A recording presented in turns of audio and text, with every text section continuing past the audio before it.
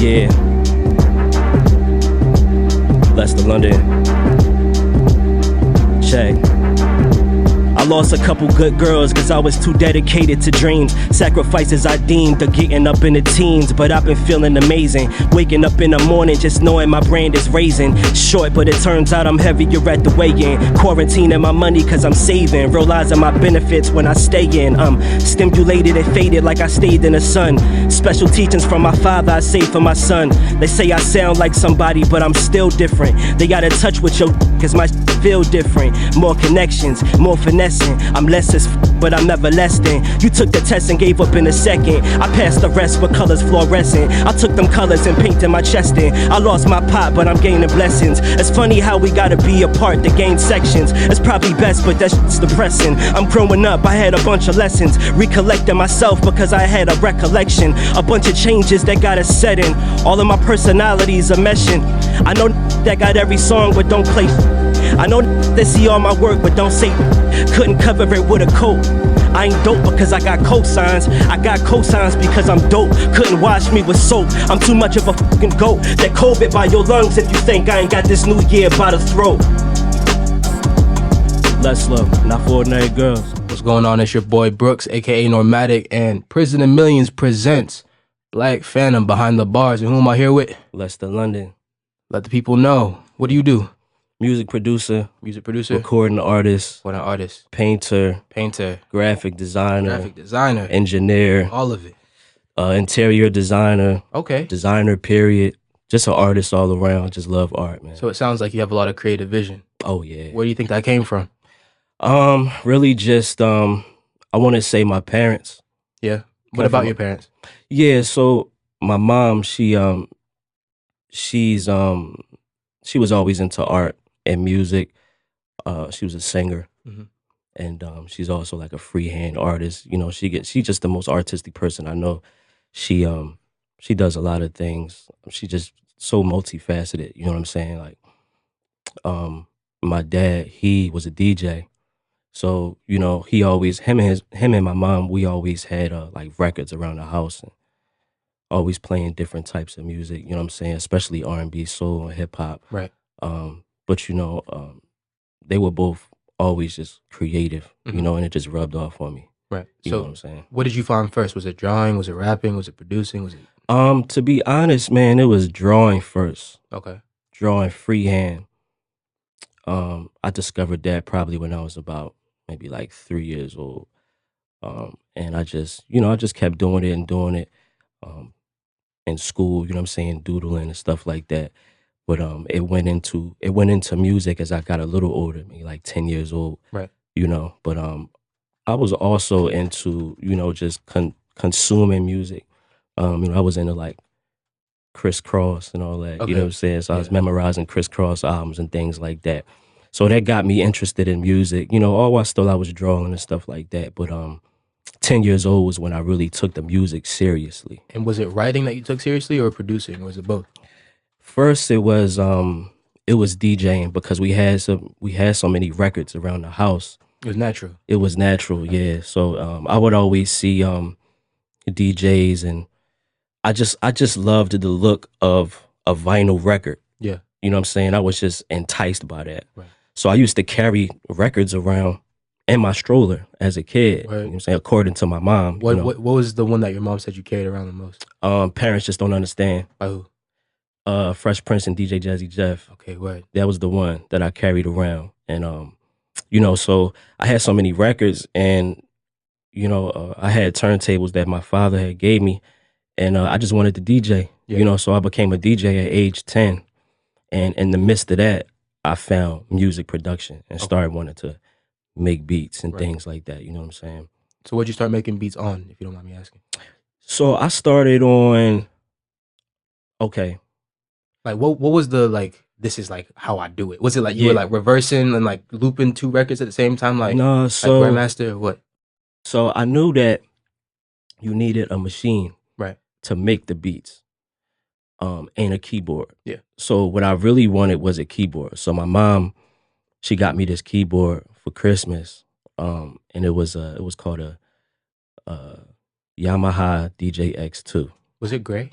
It was Like a great. long Yeah. gray one had mad buttons on it. Yeah, My man. mom had the same one. Yo. For real? Yeah. Yeah. That was the joint right there. You could sample and it had 6 seconds for each button to sample.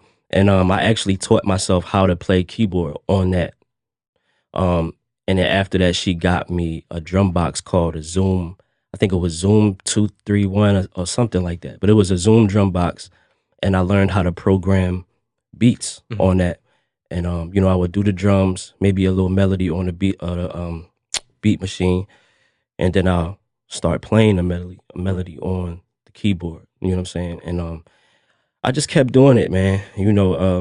That repetition creates perfection. The reps. Yeah, facts. You know what I'm saying? So that's how I got started making beats, and on top of those beats, I would just scratch on the vinyl. You know what I'm saying? So that was the whole thing for me. That's how it got started, and then it was the writing. But you were writing to your own beats? Yeah. And would you ever like give your beats or like sell your beats at all at that point? Not yet. At like 10 or 11 years old, I was just making them for me. 10, 11, 12. It wasn't until I got into high school when I started selling beats. Facts. Yeah. Were you selling mad beats in high school? I was. Yeah, I might have sold like a couple beats every lunch period. That's what's up. You know what I'm saying? And putting the whole high school on. Yeah, man, for real. It's crazy because I would let them hear the beats at lunch.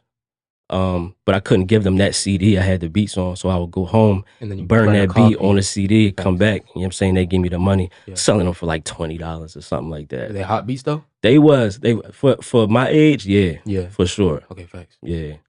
And then did you continue selling beats, or did you transfer into like a rapper? When did you come into your own as your own artist? So it was definitely I was definitely an artist at 11. My parents had started taking it seriously because they seen that I wasn't playing. Right. So my mom, like I said, she's creative. She's a seamstress, so she used to make all of my clothes.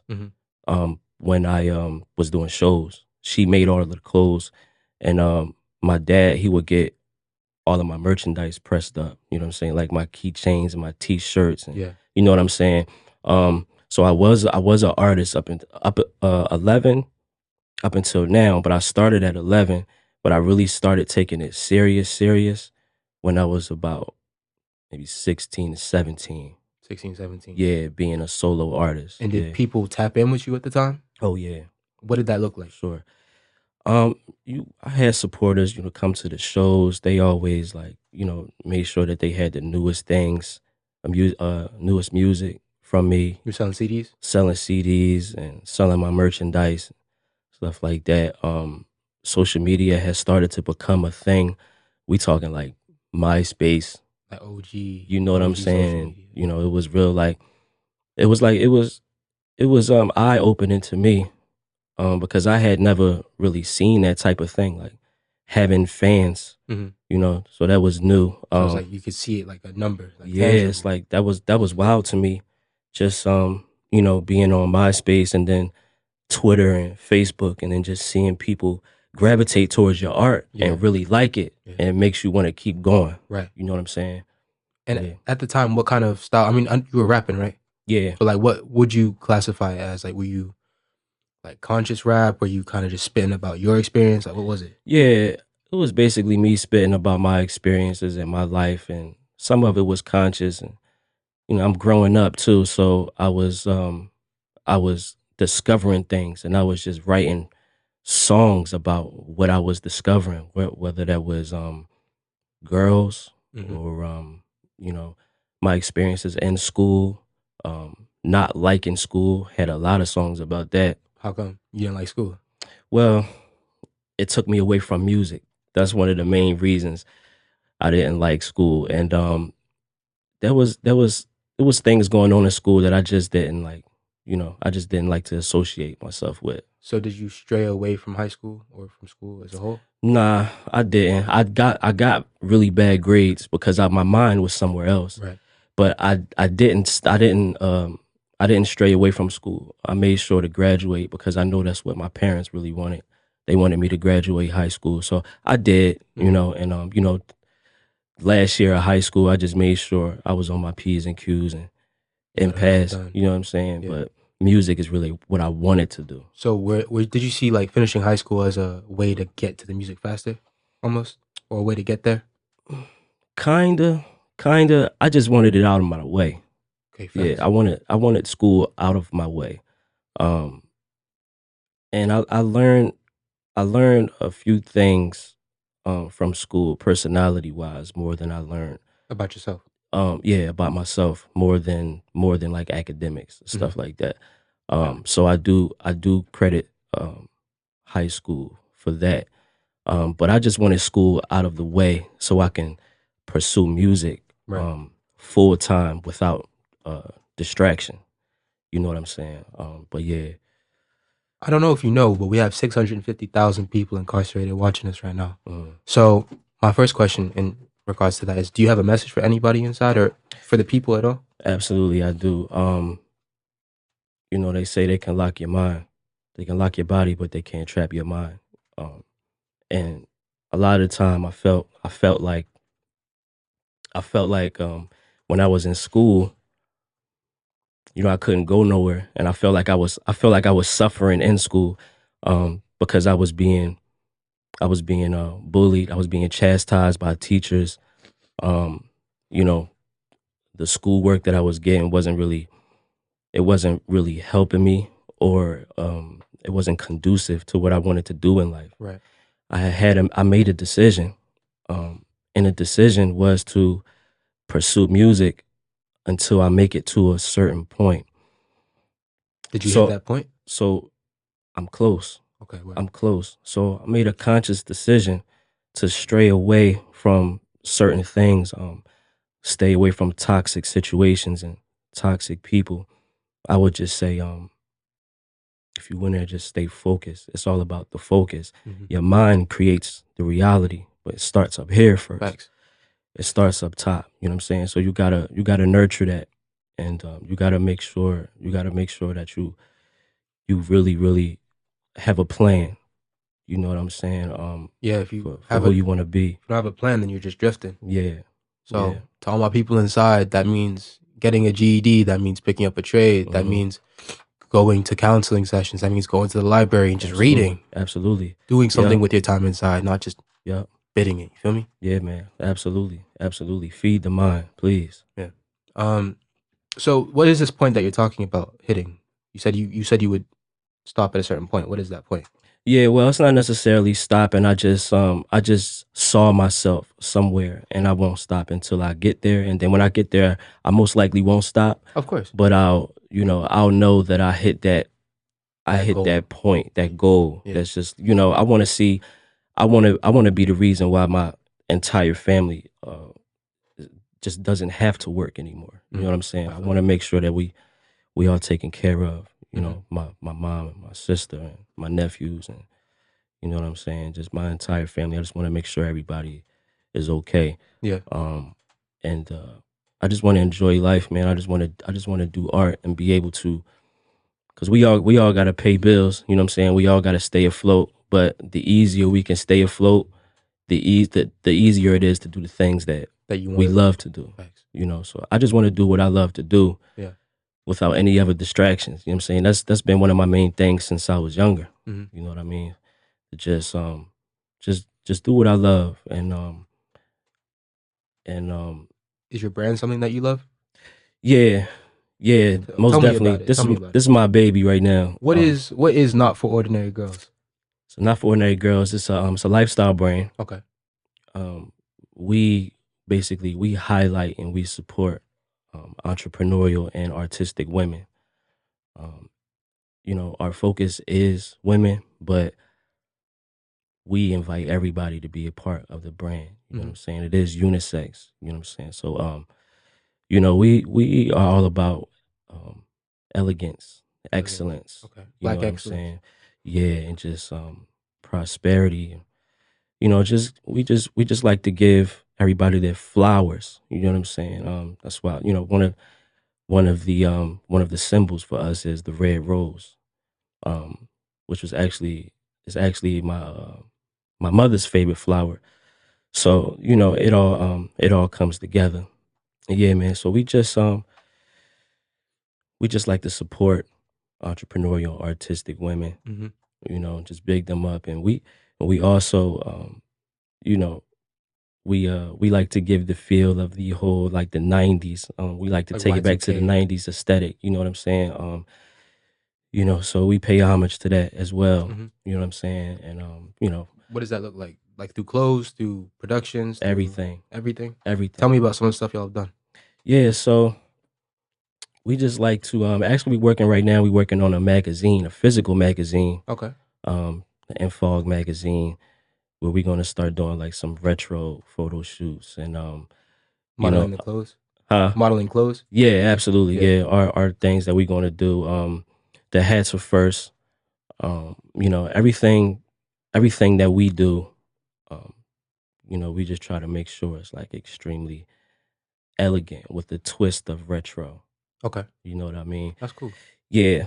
So I'm excited about it, man. It's really something that I stand behind, and like I said, it's my baby, Right. and I see it going really really far, and we we already have a partnership with Bel Air.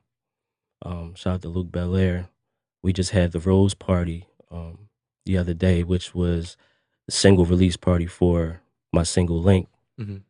and Luke Belair sponsored it, and then we had a good time. You know what I'm saying? It was roses everywhere. It was, the women came out to support us. You know what I'm saying? It was really dope, man. So What's up? yeah, yeah. What do you have to say to anybody that's thinking about starting a brand right now inside? Because there are plenty of creatives, plenty of people who can draw, who just have the mind, the knack for business. So, Yeah, what if you had a words of encouragement for them? What would they be? I would say don't be afraid because it is a lot. Mhm. It is a lot. It's a lot of things to consider when you start a brand. What would they be? Yeah, so they would be like, how am I going to keep this afloat? Right. How am I going to pay for everything? Right. Who am I trying to talk to? Who's my audience? Who's my audience? Yeah. You know what I'm saying? What do I want this to look like? Facts. What are the things that I want to be involved in? What are the things I don't want to be involved in? What do we represent? What we represent? What's our mission? Right. You know what I'm saying? Those things, you know, it could be a lot, but I would say don't be afraid because I thought about all of these things before I started this, and I'm just like, well, it's only me. Right. But if you do start, if you throw away the fear and you start, the people that help you will come for sure. You will have people that support you and that will help you. So it's like if you put your vision out there, you'll find people that align with it and they'll Absolutely. come and make You it just- bigger. Yup. You just got to start. You just have to start. That's it right there. Aside from the brand, I know you're big into producing. Like you said, you started at 10. Mm-hmm. And I know you have some crazy producer credits. How did those come about? That came about from me being under my mentor, Jerry Wonder. He found me at 21 and we formed a relationship, and I literally just slept in the studio. Mm-hmm. It's like I left home and just went to New York, and I just went up there and slept in the studio and just worked nonstop. So I started to meet a bunch of people, Mhm. and you know, he was, you know, gracious enough to have me around in these sessions. So I got to learn a lot, and I got to form some relationships, and you know, get a lot of work done, and really hone in my craft of music production, which is where the passion lies. You know, so yeah, it just came from working nonstop and just being in the studio, and a lot of hungry days and hungry nights, and it's a lot of grind, man. Yeah. Shows and taking the train and going to these performances with $2 in your pocket and hopping the train and things like that, man. Just a bunch of determination. It's like working through the tough Man. part. Yes, and everything and everybody that I experienced, they came through this. Mhm. They came through music, and I knew what I wanted to do. And when I got, you know, in certain rooms with people, I just, you know, made a promise to myself that I wouldn't stray away from what I really wanted to do. Yeah. I'm like, I know what I want to do. Let's execute. Do you still produce for other people now? Oh yeah, Yeah. for sure. So that's like your love for. Oh yeah. Okay. Yeah. So Absolutely. that's something that you could just do regardless. Yeah. That's like a hobby almost. Yeah, I can do that. I can do that on my sickest day. Yeah, I feel the same way. You know what I mean? I feel the same way. Yeah, it's just it's just something that's in me. Mhm. It's never going nowhere. You know, I never trade it because it just give me so much fulfillment. You know what I mean? And you make so many friends and you meet so many people off of music production. You That's know, facts. and in order to produce for somebody, like really sit down and do a project for You have somebody, to understand you them. gotta understand them. You gotta sit down with them and be like, yo, like what you going through? Like, Yeah.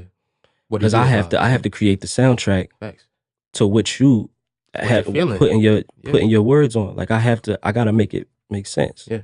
You know, one of my biggest inspirations is Quincy Jones. Mhm. And you know, it's one thing I learned from him. So yeah, man, music production, I hold it very close to my heart. You know, And what would you say is like something you've produced that you're the most proud of, or like one of your favorite tracks you've heard yourself make for somebody else? man, I haven't done it yet. You haven't done it yet? You haven't made something that's like, wow, I made that? Yes, but I think I can. Do better. Yeah, absolutely. I But can. okay, so far, out of what you've done so far, what would that be? Hmm.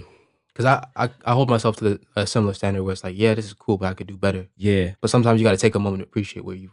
for sure.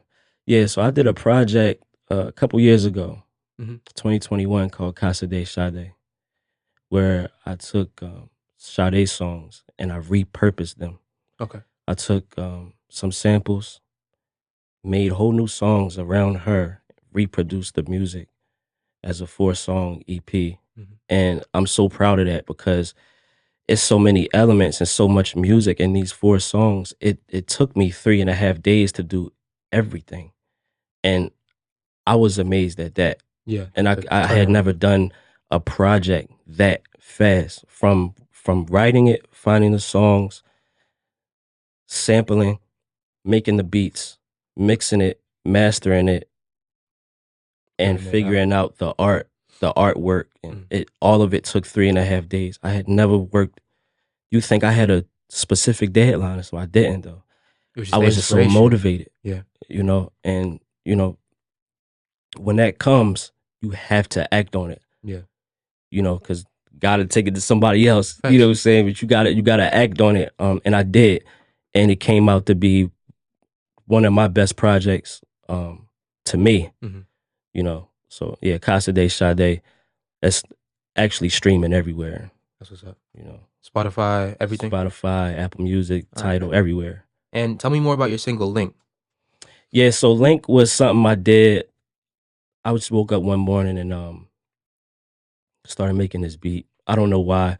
It just came from out of nowhere. You know those times where Yeah. you just like, all right, I feel like I should make something. I feel Let me that. make something. I feel that. So I just came up with these chords. I played a pad and did the drums, and I actually had the beat for about 2 days. And it's actually featuring my boy In The Story. So I had this beat for 2 days, but I couldn't think of anything. So I brought Story in, was like, yo, if you hear anything, write a little something to this.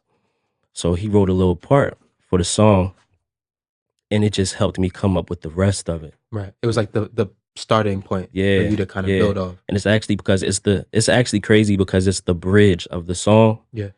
And then the bridge inspired me to write the rest of the song. That's what's up. So it's like Yeah. that build up made you. Yeah. Yeah, that makes Yeah. sense though. And it was really organic. So I love creating songs like that. Yeah. You know what I'm saying? The organic part of it is really fulfilling. What do you use to produce?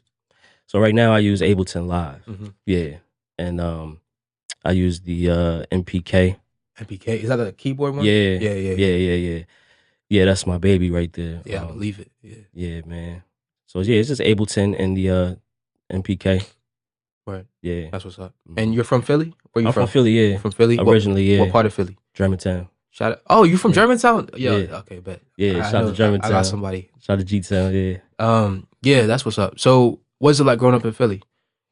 It was you know, Philly was fun. You know, at times that I did go outside, you know, we always had our little squabbles. Mhm. You know what I'm saying? You know, me and Story, we actually grew up together. We met in 1999. So we used to be outside and we used to you know, just chill on the step with all of the other people that be out there, you know, doing what they do. Mhm. We be out there rapping, or Facts. sometimes we'd be on the corner rapping. You know, other than that, if we wasn't rapping, we was like playing ball. You know what I'm saying? Just doing real kid stuff. Yeah. You know what I mean? Definitely. But yeah, I love Philly, man. Philly really instilled something in me. You know, it gave me my bravery. Yeah. You know what I mean? Philly got a real special place in my heart. Germantown, West Oak Lane, Frankfurt. I lived in all of these places, you know, and yeah, it just gave me something, man. It just you know toughened my skin. Yeah. You know, able to deal with whatever you throw at me. Mhm. You know, but it also told me to watch my surroundings. You know, Do you have advice for people inside who are trying to find that thing that could pull them out of not necessarily having a goal? Because yeah, I feel like when you have a goal, even if it's not necessarily 100% what you want, you're moving hmm in a direction, and you can always change the goal, but you're still moving forward, right? hmm If you have nothing, you're just kind of yeah, drifting, like you're just moving yeah. aimlessly. So, what would you recommend, or like, how would you tell somebody who's incarcerated, sitting right there? How would you explain to them the best way to find that thing? Like, how would you tell them you don't have to do music, you don't have to do anything creative? It could be law, it could be business, but like, how do you help them find that? Yeah, I tell people sometimes to look back on your childhood and try to remember a thing that made you feel good. Try to remember anything, just like try to dig deep and see if you can find anything that stuck out to you and made you feel like this is I like doing this. Mhm. You know what I'm saying? And whether it didn't have to be something that you do. It could have been something that you The one time, read or you watched yeah, or you know, the inspiration is you know it's everywhere. You know, so I would say look into your past and just try to remember what made you feel good. hmm, You know, because that's really important. yeah, And I can attest to that. I never stopped doing what I love doing. It just always felt good doing this. yeah, You know, and it took me places. facts. You know, so I believe you could find it if you just gotta dig and you know look into yourself as a person. Hmm. You know, what makes you a better person. Right. You know what I'm saying? Um, and you just search and you just search. It's really a soul search. Yeah. Trying to find what you want to do. That's true. I Yeah, mean, and even if you're about that life, right? You can still reverse engineer that into something else. If you're absolutely, about that life, if you're on a block selling whatever, you can turn that into a business. You could become absolutely. you have a business mind automatically. It's just about the application. Yep, So yep. yeah, that was real. All right, I appreciate you coming out, man. No doubt, man. I appreciate you having me. No problem. Absolutely.